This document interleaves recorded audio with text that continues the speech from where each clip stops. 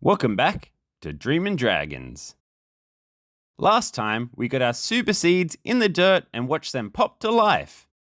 Now it's time for part 2 of our seed to feed grow along journey to our hectic hybrid dragon fruit. So, what now? You've got your baby seedlings sprouted. Townsend Pink crossed Jindu TPJ for us in this, and now you're wondering, what do I do next to speed this up? Well, we're not just growing these the normal way, we're spicing things up with a few cheeky experiments.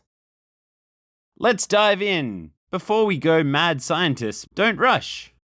You want to see those little cotyledons, the leafy bits, fatten up and maybe a tiny cactus nub poking through the middle. That's your cue they're ready to rock.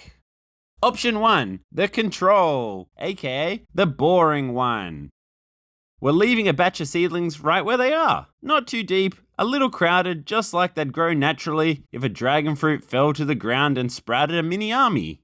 But let's be honest, watching plants just sit there? Yeah, no thanks. Let's get to the fun parts. Option 2, the graft, the real experiment. This is where things get juicy. We're trying 3 grafting setups. Single serve, double decker, and the triple treat.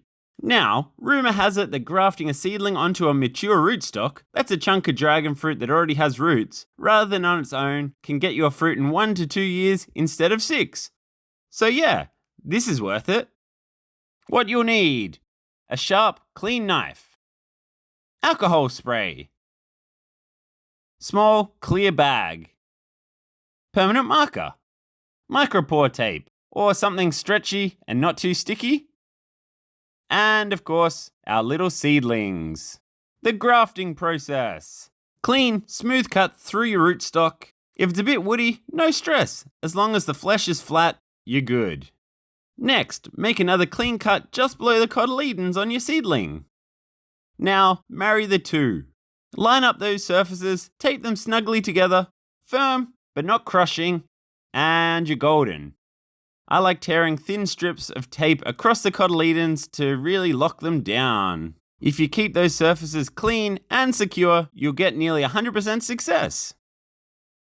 I find the core dries differently to the rest of the flesh and you don't tend to get as good a connection. So steer clear from there.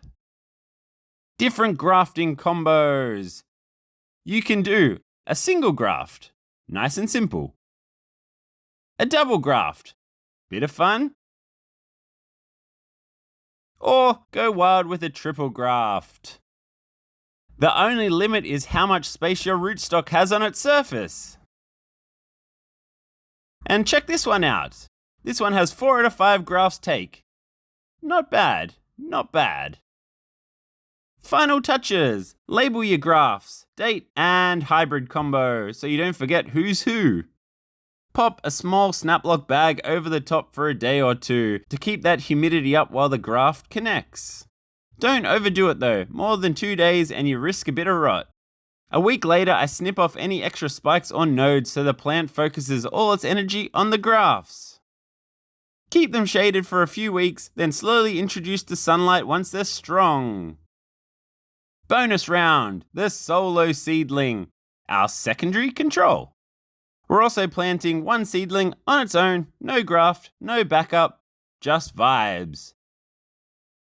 Same soil mix as our seeds, bit of sand, bit of soil, pop in a support stick, secure it, and sit the container in a shallow dish of water to keep it moist. And just like that, we've got our natural control batch, 3 grafted setups, and 1 solo challenger. Let the growth games begin. And that wraps up part 2 of our seed to feed journey. Next episode, we'll check on which grafts took, which didn't, and start prepping for some serious growth. So hit the like button, subscribe, and ring the bell so you don't miss part 3, where things are really going to take off. Stay curious, stay green, and as always, keep dreaming dragons.